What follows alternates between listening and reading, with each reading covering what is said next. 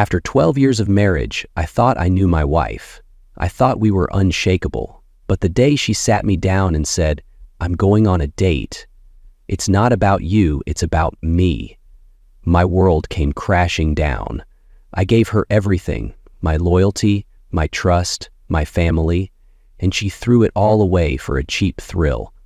What she didn't expect was that her choices would have consequences, and I made sure she paid the price. But before we dive into the twists and turns of this story, let me know where you're watching from in the comments below. If you enjoy stories like this, don't forget to subscribe and hit the notification bell so you never miss what comes next. Dave and Laura's marriage seemed unshakable, built on 12 years of shared experiences, trust, and mutual support. From the outside, they appeared to have everything: a cozy home, 2 bright kids, and a rhythm to their lives that spoke of stability. They were partners in every sense, relying on unspoken promises to guide them through challenges. Trust and loyalty had been their foundation, unchallenged and unbroken. But cracks began to form in ways Dave couldn't ignore. Laura, once attentive and warm, had grown distant. Small moments of connection, shared laughs over dinner, spontaneous hugs, had faded into routine. At first, Dave dismissed the shift as the natural ebb and flow of a long marriage. Yet unease settled in his gut as Laura began spending more time away. After all, he kept the property associates list so his wife wouldn't have to give David his identity to prove he wasn't some low-life politician. But cracks appeared in the walls that were buried deep. The woman he thought he knew so well was slipping away, one unanswered question at a time. Dave first met Laura during their sophomore year of college. She wasn't just charming, she was magnetic. At every gathering, her laughter drew people in, her sharp wit disarming even the most cynical. Dave, a quiet and steady type, found himself mesmerized by her ease with the world. Their relationship unfolded quickly. Late-night coffee shop dates turned into weekends spent exploring the city. Laura's curiosity about life was infectious, and Dave often found himself doing things he never imagined, from impromptu road trips to salsa dancing lessons. Laura lit up his world, and he grounded hers. She loved his dependability, calling him her rock during the chaos of college life. Their love was intense, filled with promises of forever whispered under starlit skies. When they graduated, marriage felt like the natural next step. Dave believed they were unshakable, destined to face life's challenges together. Laura's recent behavior was subtle but jarring. She avoided Dave's gaze during conversations, her answers clipped and rehearsed. Her phone, once casually left on the kitchen counter, was now a constant companion, buzzing frequently, always tilted away when Dave tried to glance at it. Dave, struggling to reconcile her behavior with the woman he married, took action. One quiet evening, while Laura was in the shower, he stood at the counter, staring at her phone. His hand trembled slightly as he picked it up, his breath shallow. He wasn't proud of invading her privacy, but the knot in his stomach demanded answers. Scrolling quickly, his heart sank when he saw the name Eric appear repeatedly. The messages were brief but familiar in tone, hinting at plans and inside jokes. Dave's chest tightened as a mix of anger and heartbreak overwhelmed him. He set the phone down just as he heard the shower stop, his mind racing with what to do next. Dave first noticed the shift in Laura's demeanor during a quiet Saturday evening. She sat across from him on the couch, scrolling endlessly through her phone. The glow of the screen cast shadows across her face, and she was smiling, a soft, private smile that Dave hadn't seen in months. "Something funny?" he asked, trying to sound casual. Laura barely looked up. "Just a meme, you wouldn't get it," she said. The dismissiveness stung more than he cared to admit. Laura had always been the first to share a laugh, to include him in her little moments of joy. Now, her laughter felt like a secret, one he wasn't a part of. At first, Dave dismissed it. Maybe she was stressed from work, he thought. Everyone goes through phases, but as the weeks passed, the changes became harder to ignore. Laura started going out more. Work dinners or girls' nights she hadn't mentioned before. She'd leave the house dressed more carefully than usual, her perfume lingering in the air long after she was gone. One evening, as she was getting ready to leave, Dave leaned against the bedroom doorframe, watching her adjust her earrings. "You've been busy lately," he said, his tone light but probing. She glanced at him through the mirror, her expression unreadable. "Is that a problem?" "No, just unusual." She turned to face him, her arms crossed.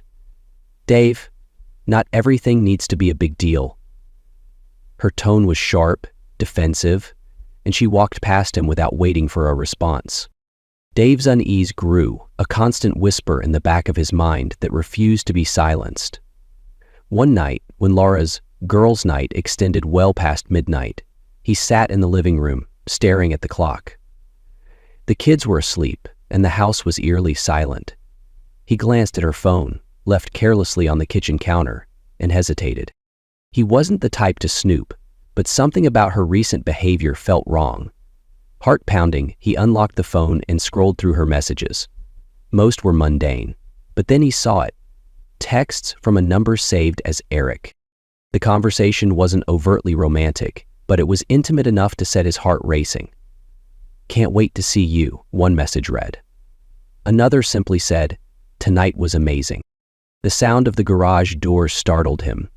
He quickly placed the phone back where he'd found it and sat down at the kitchen table, pretending to sip from a mug. Laura walked in, her cheeks flushed, and stopped when she saw him. "You're still up?" she asked, feigning nonchalance. "Couldn't sleep," Dave replied, studying her face. She avoided his gaze, heading straight for the sink to rinse out her glass. "Long night?" "Yeah," she said, keeping her back to him. "Just tired." But her tone and her body language screamed a different truth. Dave sat there, silent but resolute, knowing this wasn't something he could ignore any longer. The woman he once trusted implicitly was hiding something, and he was determined to uncover the truth. It was a quiet evening, and the faint sound of rain tapping against the windows filled the silence. Dave was clearing the dinner table, stacking plates, while Laura sat unusually still, her hands clasped tightly around her wineglass. She hadn't touched her food much, and Dave could feel the tension radiating from her. When he returned from the kitchen, she was staring into her glass, swirling the wine absent-mindedly. "We need to talk," she said, her voice calm but distant. Dave froze, the plate in his hand hovering over the table. He knew those words never led to anything good. Placing the dish down, he sat across from her, his stomach knotting. "What's on your mind?" Laura took a deep breath and finally looked at him. Her gaze wasn't soft or apologetic. It was steely, almost defiant. "I've been feeling restless," she began, choosing her words carefully. "Our life. It's just so predictable. Every day feels the same."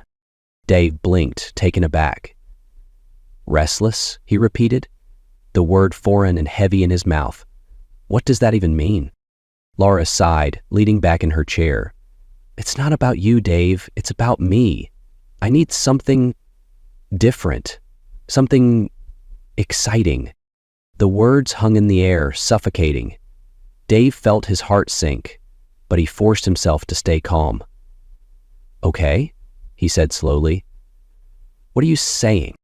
Her eyes flickered away, unable to hold his gaze. She swirled her glass again, the sound of liquid moving inside filling the silence. Then, with a casualness that made his chest tighten, she said, "I've decided I'm going to go on a date." Dave's chair scraped against the floor as he stood, his body trembling. "You're joking," he said. His voice strained, trying to suppress the disbelief coursing through him. "I'm not," she replied flatly, still not meeting his eyes. "It's just for the experience. Don't overreact." "Overreact?" His voice rose and he stepped closer to her. "You're my wife, Laura. We made vows, built a family together. How could you even think this is okay?" Laura finally looked up, her expression a mix of guilt and irritation. "Dave, you don't get it. This isn't about you. I've felt trapped for so long, and I need this for myself." "Trapped?" He stared at her, his hands clenched into fists at his sides. "What about me? What about the kids? You think you could just waltz out of our marriage whenever it suits you and come back like nothing happened? I'm your son, since no one else will have me." She shrugged, her indifference cutting deeper than any shout could have. "I'll make it up to you later. You'll see." Dave let out a bitter laugh, running a hand through his hair as he paced the room. "You're unbelievable. You think our marriage, our family, is something you can hit pause on for a cheap thrill?" Laura stood, setting her wineglass down with deliberate care. "I don't expect you to understand, but I need this. You can either deal with it or not. That's up to you."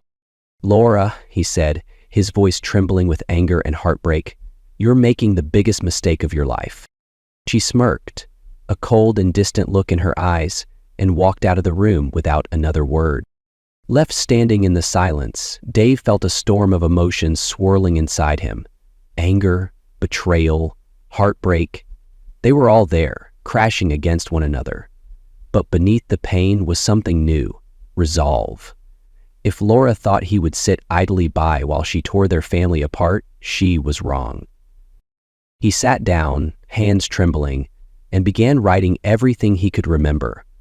Her words, her behavior, her dismissive tone. She wanted to rewrite their story, but Dave vowed to reclaim control of the next chapter. Dave sat in the dim light of the living room, his hands gripping the edge of the coffee table as Laura's words replayed in his mind. "I need this for myself." The phrase echoed like a taunt, each syllable slicing deeper into him. He looked down at his hands, trembling with a mix of anger and disbelief. The woman he had built his life with, shared dreams with, was now a stranger sitting across from him, casually unraveling everything they had worked for. He stood abruptly, unable to sit still under the weight of his emotions. He paced the room, the air too thick to breathe. Anger burned in his chest, but beneath it was a raw, hollow ache, a wound that refused to close. He clenched his fists, desperate to control the storm raging inside him. The house was eerily silent, the only sound coming from the faint hum of the refrigerator. It used to feel like a sanctuary, a place of love and laughter. Now it felt suffocating, a constant reminder of Laura's betrayal. Dave's gaze fell on her phone, still lying on the kitchen counter where she had left it. His heart raced as he approached it, hesitation warring with his growing need for answers. He picked it up, his fingers hovering over the screen. Was this who I've become? Someone who needs to spy on his own wife? But then he remembered her cold, dismissive tone, her refusal to meet his eyes. The memory fueled his resolve. He unlocked the phone and began scrolling through her messages. Most were harmless, mundane exchanges with coworkers or friends. But then he saw it. Eric's name again. The messages weren't graphic, but they were enough. Vague plans, flirtatious jokes, and the kind of lighthearted banter he hadn't shared with Laura in years. Each word felt like a slap, confirming what he had been too afraid to admit. Dave set the phone down, his hands gripping the counter to steady himself. His mind raced, shifting from pain to anger, and finally to determination. This wasn't just about betrayal anymore. He wouldn't let Laura's decisions destroy the life they had built. He spent the rest of the night gathering what he could: bank statements, calendar entries, anything that might give him clarity. Or ammunition. The sound of Laura's laugh echoed faintly in his memory, a cruel reminder of what had once been. By the time the sun began to rise, Dave had made up his mind. He wasn't going to sit back and watch his world crumble. If Laura wanted to play games, he would make sure she understood the consequences. This wasn't just about their marriage anymore. It was about reclaiming control of his life, for himself and for his kids. Dave sat at the dining table, the early morning light casting long shadows across the room. His laptop hummed softly as he opened the shared bank account he and Laura had maintained for years. His heart pounded as he scrolled through the transactions, his eyes scanning for anything out of the ordinary. It didn't take long to spot the discrepancies. Expensive dinners at restaurants he'd never heard of, purchases from boutique stores that Laura had never mentioned, a spa visit just last week, another thing she had carefully omitted from their conversations. Each line item felt like a crack forming in the foundation of their already crumbling marriage. Dave leaned back in his chair, his jaw tightening. He wanted to dismiss it, to rationalize the spending as harmless, but the pit in his stomach told him otherwise. The financial anomalies only deepened his resolve. That afternoon, while Laura was out running errands, he turned his attention to her phone. He had watched her guard it like a lifeline, always tilting the screen away from him, quickly locking it when he walked into the room. But today, she'd left it on the counter. His hands trembled as he picked it up, the weight of his suspicions pressing down on him. Unlocking it felt like crossing an unspoken line. But he reminded himself of Laura's own betrayal. He navigated to her messages, scrolling past the usual threads, until one name stopped him cold. Eric. The messages weren't explicit, but they were damning. Looking forward to seeing you again. Last night was exactly what I needed. Dave's breath caught in his throat. His fingers hovered over the screen as if the words themselves might burn him. This wasn't just suspicion anymore. It was proof. The words on the screen were, "The phone."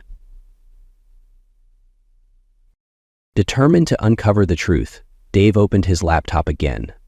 He started piecing together Laura's movements, cross-referencing her spending with her excuses. As the puzzle began to take shape, one thing became clear. Laura wasn't just restless. She was living a double life. Dave sat back, his hands gripping the edges of the table. The pain of betrayal surged through him, but it was quickly overtaken by something sharper. Resolve. Laura thought she could keep him in the dark, but she had underestimated him. This wasn't over, not by a long shot. Dave sat on the back porch, his phone pressed to his ear. The late evening air was crisp, but his mind was clouded with frustration and betrayal. The phone buzzed as Ethan picked up on the other end. "Dave?" Ethan's voice was warm, steady, a stark contrast to the storm brewing inside Dave. "What's going on? You sound off." For a moment, Dave hesitated, unsure of how to even begin. Then the words spilled out in a torrent. "It's Laura," he said, his voice cracking slightly. "She's been distant, secretive. I found messages. Someone named Eric, and the bank account. There's money missing, dinners, places I've never heard of. She's been lying to me, Ethan." There was silence on the other end, then a sharp intake of breath. "She what?" Ethan's tone shifted, protective and brimming with anger. "Dave, are you serious? And you haven't confronted her yet." "I have," Dave admitted, running a hand through his hair. "She doesn't care. She says she's restless, that she needs this, like our family is just some phase she can step out of whenever she wants." Ethan let out a low whistle. "Man, I can't believe this. You don't deserve this crap." "I don't know what to do, Ethan." Dave's voice softened, the weight of the situation pressing down on him. "You need to stay calm," Ethan said firmly. "Don't let her see you unravel. If she's lying, she'll trip herself up eventually, but you need proof, solid proof." "Ever thought about hiring a PI?" Dave blinked. "A private investigator? Isn't that extreme?" "Good when someone's trying to destroy your life," Ethan said bluntly. "You said it yourself. She's sneaking around. You need answers, Dave. Answers she's not going to give you willingly. Mike, the guy I used for that business case a few years ago, he's solid, discreet. He'll find the truth no matter how deep she's buried it." Dave leaned against the porch railing, his grip tightening. "You really think it's come to that?" Ethan's voice softened. "I know you don't want to believe it, but yeah, if she's hiding something, you need to know. For you and the kids. Call Mike." "And Dave?" Her smile slackened, and she scowled. "How do you know that Dave—" "Yeah. Whatever you do, don't lose your cool. She's counting on you to fall apart. Prove her wrong." Dave nodded to himself, the determination in his brother's voice seeping into his own. "Thanks, Ethan. I'll call him." "Good." Ethan said. "And Dave? You've got this." As the call ended, Dave stared out into the darkened yard, his resolve hardening. He wasn't just a victim in this. He had a family to protect, and he wouldn't let Laura's deceit tear them apart. Dave sat in the corner of a dimly lit office, the faint smell of coffee and old leather lingering in the air. Across from him sat Mike, a private investigator with a no-nonsense demeanor. Mike's sharp eyes, framed by lines that hinted at years of experience, studied Dave carefully. "You're sure about this?" Mike asked, leaning back in his chair. Dave hesitated for a moment, then nodded. "Yes, I don't have a choice. She's hiding something, and I need to know the truth. For me, for my kids." Mike scribbled a few notes on a pad. "All right, I'll need everything you can give me. Phone numbers, her typical routine, places she frequents. The more details, the better." Dave slid a folder across the desk. Inside were screenshots of the messages he'd found, a list of suspicious transactions, and Laura's weekly schedule. Mike skimmed through the documents, nodding as he went. "This'll do for a start," Mike said, tucking the folder into a larger case file. "Give me a few days. I'll get to the bottom of this." The next few days were agonizing. Dave went about his routine, trying to act normal around Laura and the kids, but the weight of uncertainty pressed down on him. Every time Laura left the house with a casual excuse, his stomach churned. Was she meeting Eric? What was she telling him about their family? Finally, Mike called. "We need to meet," he said simply. "I've got something you'll want to see." In Mike's office, the air felt heavier. Dave's heart raced as Mike handed him a folder. Inside were clear, undeniable photos. Laura and Eric walking arm in arm into a hotel, the two of them laughing together at a bar, her hand resting on his arm. A grainy image of them sitting closely in a car, their heads leaned together in an intimate conversation. Dave's stomach turned as he flipped through the images. "There's more," Mike said, pulling out a second folder. This one contained phone records and text message transcripts. The conversations were explicit, full of flirtation and plans for their next meeting. Dave closed the folder, his hands trembling. "There's no denying it now," he muttered, his voice low and raw. Mike leaned forward, his voice calm but firm. "Dave, you've got everything you need. The question is, what are you going to do with it?" Dave looked up, his jaw tightening. "I'm going to make sure she owns every piece of this mess she's created. It's time for her to face the consequences." Mike nodded. "Good. Let me know if you need anything else. But Dave, stay smart. Don't let anger cloud your next move." As Dave left the office, the weight of the evidence in his hands was matched only by the resolve in his heart. Laura had made her choices, and now it was his turn to act. Dave sat at the kitchen table late into the night. The house silent except for the faint hum of the refrigerator. Spread before him were the contents of the folders Mike had handed him.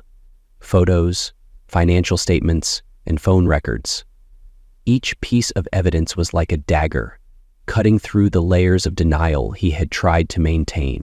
He picked up the financial statements first, his eyes scanning the list of transactions, lavish dinners, boutique clothing stores, and a hotel reservation. Dave clenched his jaw, the betrayal twisting in his chest.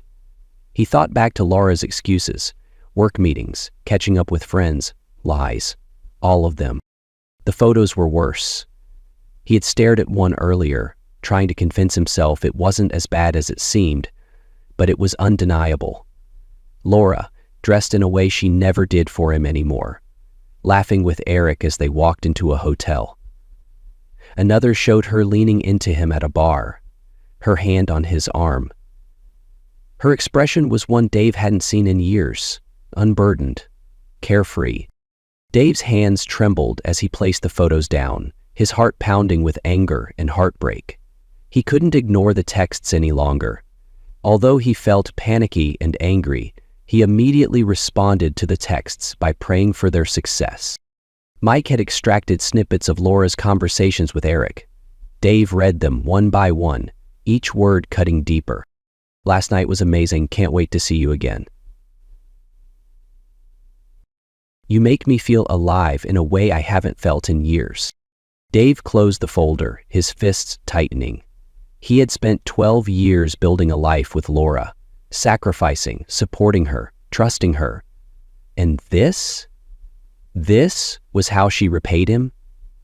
She smiled as she grabbed the folder and put it on her desk. She asked. He turned to her. He heard her footsteps approaching from upstairs, the familiar creak of the staircase. Quickly, he gathered the evidence into a pile and slid it into a drawer.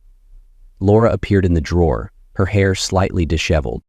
"You're still up?" she asked, leaning against the doorframe. "Yeah," Dave said, forcing his voice to stay calm. "Just going over some bills." She avoided his gaze, her fingers fidgeting with the hem of her shirt. "Don't stay up too late." She turned and walked away without another word. Dave exhaled, his resolve hardening. He had all the proof he needed now. The woman who once promised him loyalty had betrayed him in the worst way, and there was no undoing the damage. For a moment, he allowed the sadness to wash over him, but it was quickly replaced by determination. If Laura wanted to rewrite their life story, he would make sure the truth was written in ink that couldn't be erased. The next morning, he called his lawyer, Sarah. "I have everything," he said, his voice firm. "It's time to take the next step." Sarah's voice was calm but approving. "Good, send me what you have and we'll start preparing." Dave hung up and stared out the window. The storm was far from over, but now he wasn't just enduring it, he was ready to fight back. The tension in the house was palpable as Dave stood in the living room, the evidence folder clutched tightly in his hand. Laura entered, her expression casual, as if she hadn't just turned his world upside down. "We need to talk," Dave said, his voice low but firm. She glanced at him, raising an eyebrow. "Now?" "I'm exhausted, Dave." "Now," he repeated, his tone brooking no argument. Reluctantly, she sat on the couch, folding her arms. "All right. What's so urgent?" Dave placed the folder on the coffee table between them, opening it to reveal the photos, financial statements, and text message transcripts. "Explain this," he said, his voice trembling slightly, a mix of anger and heartbreak. Laura leaned forward, her eyes scanning the contents. Her face betrayed a flicker of shock before she quickly composed herself. "Have you been spying on me?" she asked, her tone accusatory, avoiding the question entirely. "Don't turn this on me," Dave shot back, his hands gripping the edge of the table. "You've been lying to me, sneaking around, meeting Eric. I have the proof, Laura. Just tell me the truth." She leaned back, crossing her arms tightly. "You're paranoid," she said, her voice dripping with disdain. "Always looking for something that isn't there. This is why I feel trapped, Dave.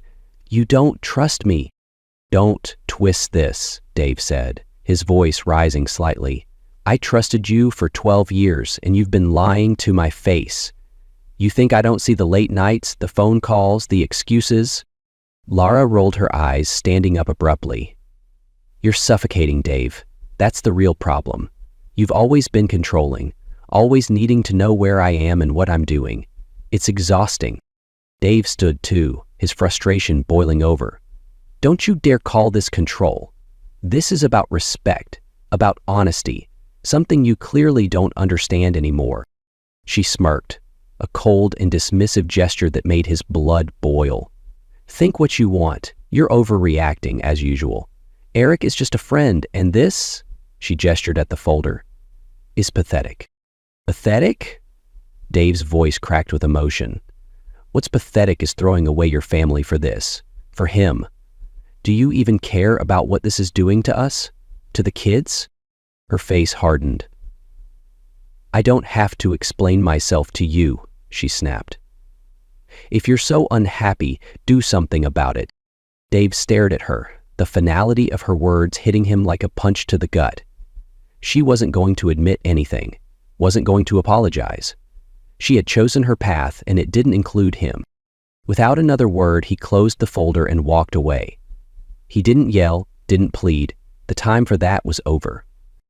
In the quiet of his office, Dave called Sarah.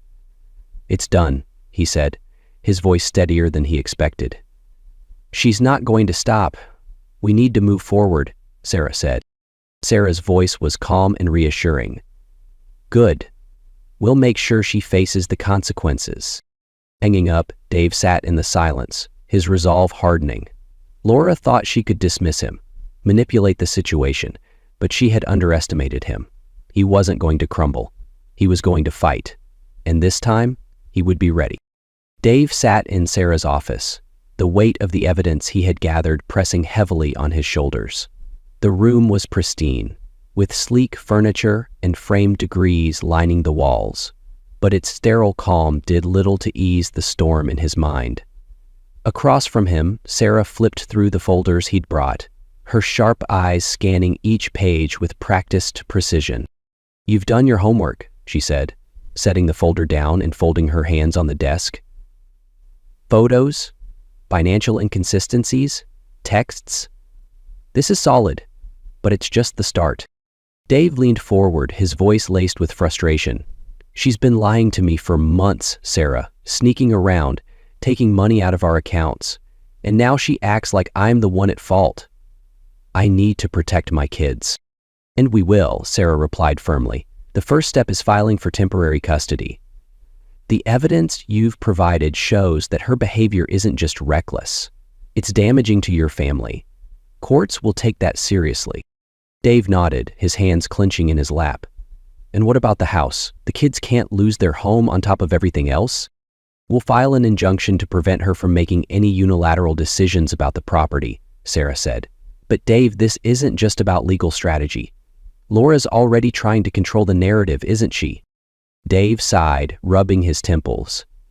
"She's been telling anyone who will listen that I'm paranoid, controlling.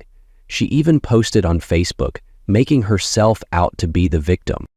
Sarah's lips pressed into a thin line. "We'll address that too. Document everything she says or does from here on out. The more erratic she becomes, the stronger your case will be." Just as they were wrapping up, Dave's phone buzzed. He glanced at the screen and saw an unexpected name. "Jenna." "Take it," Sarah said, sensing his hesitation. Dave stepped into the hallway and answered. "Jenna?" Her voice was hesitant but clear. "Dave, I don't know if I should be calling you, but I can't keep quiet anymore. Laura's been telling people lies about you, saying you're abusive, that you've been manipulating her for years. It's not true, and I know it's not true." Dave's grip on the phone tightened. "Why are you telling me this now?" "Because I found out what she's really been doing," Jenna said, her voice thick with disgust. "She's been bragging about how she's going to win, saying she'll paint you as the bad guy so she can come out of this clean. I have screenshots of her messages. I thought you should have them." Dave's heart pounded. "Send them to me." Minutes later, the screenshots arrived. They were damning. Texts where Laura mocked his attempts to reconcile, admitted to manipulating friends, and detailed her plans to discredit him in court. Back in Sarah's office, Dave handed her his phone. "You need to see this." Sarah's eyes narrowed as she read through the messages. "This changes everything," she said, a note of triumph in her voice. "Jenna's testimony combined with these screenshots adds a whole new layer to our case. Laura's not just being deceitful, she's actively trying to destroy your credibility. The court will not look kindly on this." For the first time in weeks, Dave felt a glimmer of hope. "So what's next?" Sarah smiled faintly, her confidence unshakable. "Now we make sure the truth comes out, in every painful detail. Laura wanted a fight? She's about to get one." As Dave left the office, the evidence in Sarah's capable hands, he felt the burden on his chest lighten ever so slightly. The path ahead would be brutal, but he wasn't fighting alone. And this time, he wouldn't let Laura control the story. This time, he was ready. Dave's phone buzzed incessantly, notifications piling up faster than he could swipe them away. Friends, acquaintances, even distant relatives were messaging him, their tones varying from concerned to outright accusatory. He finally opened Facebook, his stomach sinking as he read Laura's latest post. For years, I've endured manipulation and control. I stayed silent for the sake of my children, but I can't anymore. People need to know the truth. Abuse isn't always physical. It's the words, the cold stares, the isolation. I'm finally finding the courage to speak out. Below the post was a picture of Laura, her face tear-streaked and pained. The comments were a battlefield. Stay strong, Laura. You deserve better.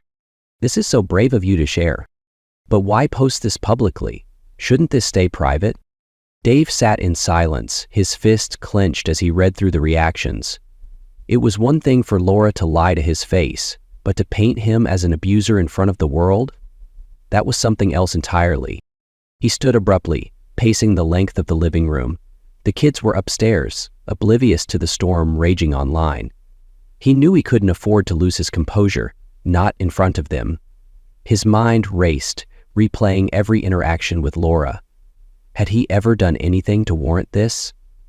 The answer came swiftly, no. Picking up his phone, he called Sarah. She's crossed a line, he said, his voice tight with anger. She's calling me abusive on Facebook. People are believing her. On the other end, Sarah's voice was calm, but sharp. This was predictable, Dave. It's classic deflection. She knows the truth is closing in, and she's trying to control the narrative. Forward me the post and any screenshots you can get of the comments. We'll use this. Dave paused, his fingers hovering over the share button. But what if this damages my reputation? My job? I am definitely asking for your opinion. It's already happening, Sarah said bluntly. But trust me, this post will backfire. Courts take false allegations very seriously. The more desperate she gets, the more she exposes herself. Later that evening, Dave sat at the kitchen table, scrolling through the post again. He noticed some unexpected comments from people defending him. I've known Dave for years. He's one of the most patient and kind people I've ever met. This doesn't add up. This feels performative, Laura. If you're truly in danger, why not go through the proper channels instead of posting here? The messages gave him a small sense of relief, but the damage was done. He closed the app and looked at the kids' framed pictures on the counter. This fight wasn't just about his reputation. It was about protecting them from the fallout of Laura's actions.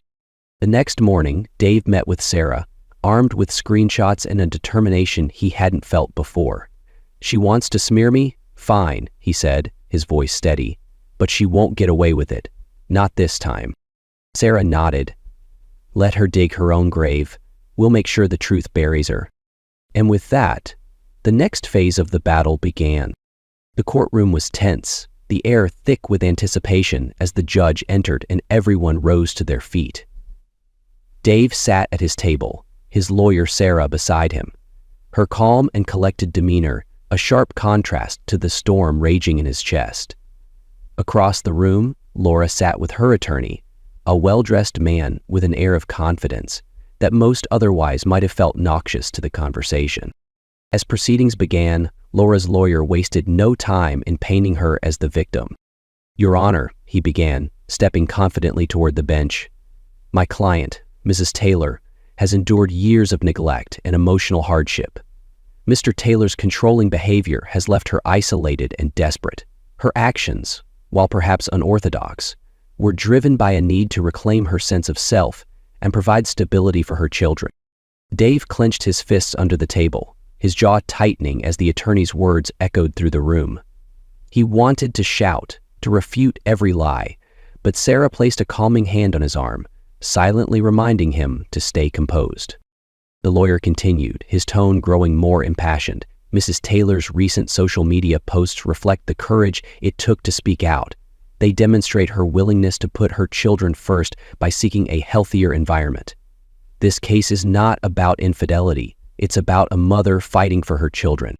Sarah stood as soon as he finished, her movements measured and precise. She approached the bench, her voice steady and firm. Your Honor, my client, Mr. Taylor, has been nothing but a devoted father and husband.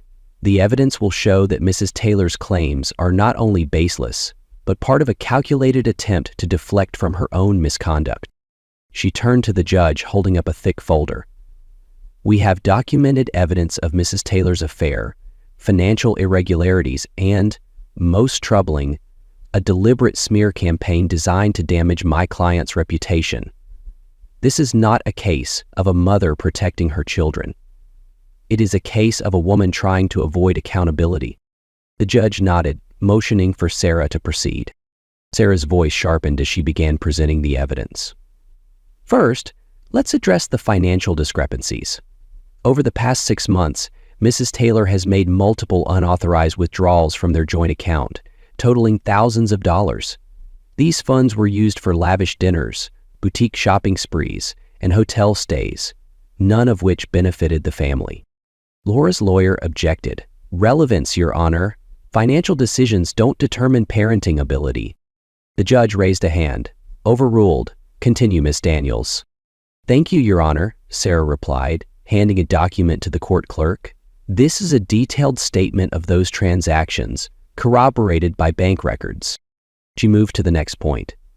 Second, the affair. We have photographic evidence of Mrs. Taylor meeting her partner Eric at a hotel and a bar, as well as text messages that go beyond casual conversation. These messages, Your Honor, show a clear pattern of deceit and emotional abandonment toward her family. The room stirred as Sarah presented the photos and transcripts. Dave glanced at Laura, who shifted uncomfortably in her seat, her confident facade beginning to crack. Laura's lawyer attempted to regain control. Your Honor, this is character assassination. My client's personal life does not diminish her ability to parent. Sarah didn't miss a beat. Your Honor, these actions directly impact her credibility and demonstrate a lack of prioritization for her children's well-being. If Mrs. Taylor is willing to lie to her husband and misuse family resources, how can she be trusted to act in her children's best interest? The judge looked at Laura's lawyer. Objection overruled. Proceed. Sarah's tone turned sharper as she held up printed screenshots of Laura's social media posts. Finally, we have Mrs. Taylor's deliberate attempts to damage my client's reputation through false accusations on public platforms. These posts accuse Mr. Taylor of abuse without any evidence.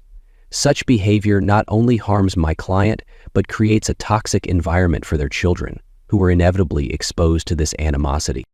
Laura's lawyer stood again, clearly flustered. Your Honor, my client's social media posts were an emotional reaction to a stressful situation. They do not reflect her character. Sarah raised an eyebrow. An emotional reaction is one thing, Your Honor. A calculated campaign to discredit an innocent man is another. We also have testimony from a former friend of Mrs. Taylor, who has provided text messages in which Mrs. Taylor admits to fabricating these claims. The judge leaned forward, addressing Laura's lawyer. Do you have a response to this? He hesitated, then shook his head. Not at this time, Your Honor. The courtroom was silent as the judge reviewed the evidence. Sarah turned to Dave, her expression calm but resolute. This is it. She can't deny any of this. When it was Dave's turn to speak, he kept his focus on the children. Your Honor, he began, his voice steady despite the emotion bubbling beneath the surface. This isn't just about me or Laura. It's about our kids. I've done everything I can to provide them with stability, to shield them from this chaos. They deserve a home where they feel safe, where they know the truth. That's all I'm asking for. The judge nodded, her expression unreadable. As the proceedings concluded, Dave felt a mix of relief and exhaustion. Laura's lawyer had done everything he could, but the evidence was irrefutable. The judge's final words echoed in his mind. I will take all evidence into consideration and deliver my ruling shortly. This court is adjourned. As the gavel struck, Dave exhaled, his resolve stronger than ever. He had fought for the truth, and now he was prepared to face whatever came next. The courtroom grew silent as Danielle, Eric's ex-wife, took the stand. She was composed but visibly tense, her hands gripping the edges of the witness stand as she prepared to speak. Her sharp, clear eyes scanned the room, briefly meeting Laura's defiant gaze before settling on the judge. Sarah rose from her seat, walking to the center of the courtroom. Mrs. Harper, thank you for coming today. Can you tell the court about your relationship with Eric Harper and how recent events have impacted your family? Danielle took a deep breath. Eric and I were married for 10 years. We have 2 children together. Our marriage began to unravel about 6 months ago when I discovered his affair with Laura Taylor. Her voice was steady, but there was a hint of bitterness that even her composure couldn't mask. And how did you discover the affair? Sarah asked. I saw text messages on his phone, Danielle replied, her tone sharp. Messages from Laura. They weren't vague. They were explicit. She talked about how much better he made her feel, how she couldn't wait to see him again. At first, I confronted Eric, but when he admitted everything, I knew it wasn't just a fling. They were planning a future together. The judge leaned forward slightly, her expression hardening. Sarah handed Danielle a folder. Are these the messages you're referring to? Danielle nodded as the screenshots were submitted as evidence. Yes, those are the messages. They detail their meetings, including times they were together when Laura was supposed to be home with her family. Can you describe how this affected you and your children? Sarah's voice was calm but deliberate. Danielle hesitated, her voice trembling slightly. It destroyed us. My kids were confused and hurt. Eric moved out, leaving me to pick up the pieces. Laura encouraged him to break apart our family without any regard for the damage it caused. It was like we didn't matter. Sarah stepped closer. Did Laura ever communicate directly with you? I said, Yes, Danielle said, her voice hardening. She messaged me once, saying, I'm sorry things didn't work out for you, but Eric and I are happy now. She wasn't apologetic. She was gloating. The courtroom murmured. Dave's knuckles turned white as he gripped the edge of the table. Sarah let the moment hang before continuing. During the last 2 years, we've had big incidents like this. Mrs. Harper, why did you agree to testify today? Danielle straightened, her gaze unwavering. Because Laura needs to be held accountable. She didn't just destroy my marriage. She lied to her own husband and dragged their children into her mess. Dave deserves to know the truth, and so do his kids. When Sarah finished questioning, Laura's lawyer stood, his tone dismissive.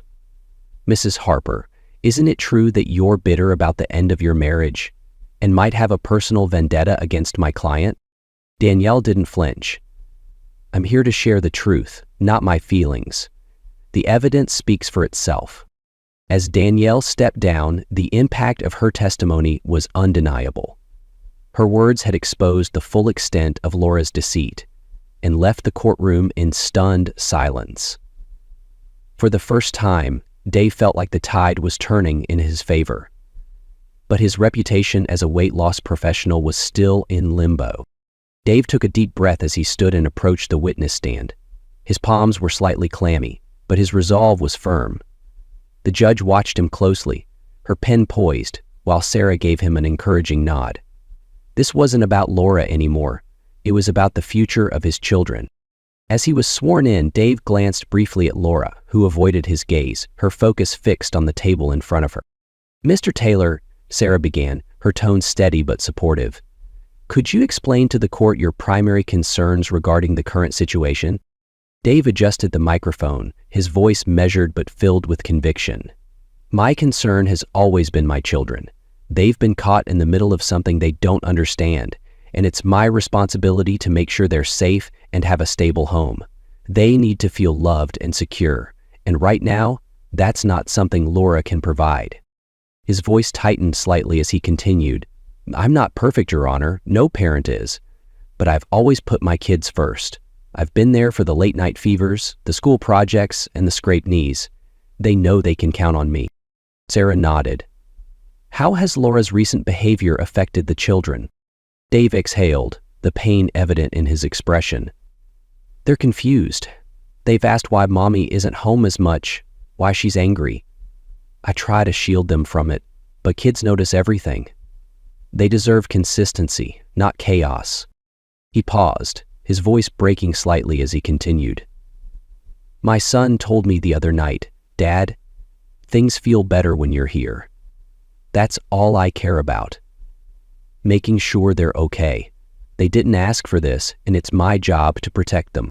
The judge's expression softened slightly, though she remained composed. Sarah pressed further. "If granted primary custody, how do you plan to ensure their well-being?" Dave's tone was resolute. "I'll keep doing what I've always done, providing a home where they feel safe and loved. I'll focus on their education, their happiness, and making sure they know they're not to blame for any of this." As he stepped down, Dave felt a weight lift. For the first time, he wasn't just reacting to Laura's actions. He was taking control, fighting for what truly mattered. The courtroom was silent, the tension so thick it seemed to press against Dave's chest as the judge shuffled her papers. Dave sat stiffly at his table, Sarah beside him, her posture calm but alert. Across the room, Laura leaned toward her lawyer, whispering anxiously, her earlier confidence now replaced with visible unease. Judge Reynolds finally looked up, her sharp eyes scanning the room before she began. "This has been a challenging case, with emotions running high on both sides. However, my role is to prioritize the best interests of the children above all else." Dave held his breath, his hands clasped tightly in his lap. "The evidence presented has painted a troubling picture," the judge continued. "Mrs. Taylor, your actions, including financial mismanagement, attempts to discredit Mr. Taylor through public accusations, and your involvement in an extramarital affair, demonstrate a pattern of behavior that undermines the stability and well-being of your children." Dave felt his heart pounding, each word from the judge reinforcing his hope. "Mr. Taylor," the judge said, turning her attention to him, "while no parent is perfect, the court recognizes your consistent commitment to providing a stable and nurturing environment for your children. Your testimony and evidence have shown that you are capable of prioritizing their needs above your own." Dave's throat tightened. He nodded slightly, his lips pressed together as he fought to keep his emotions in check. "Is the decision of this court," Judge Reynolds said, her voice firm, "to grant Mr. Taylor primary custody of the children. Mrs. Taylor, you will have supervised visitation rights to be reviewed in 6 months, pending evidence of improved conduct. Additionally, due to the financial misconduct and unnecessary escalation of this case, you are ordered to cover a portion of the legal fees incurred by Mr. Taylor." The gavel struck and the room seemed to exhale collectively. Dave sat frozen for a moment, the judge's words echoing in his mind. Primary custody. Relief flooded him, followed by a surge of gratitude and pride. He had fought for his children, and now they would have the stability they deserved. Laura's voice broke the silence, sharp and filled with venom. "This isn't fair. He's turning them against me." Judge Reynolds raised her hand, silencing her. "Mrs. Taylor, this is not the time to argue. The decision has been made. I suggest you focus on using this time to rebuild your relationship with your children in a constructive way." As the courtroom emptied, Dave turned to Sarah, his voice low and steady. "Thank you for everything."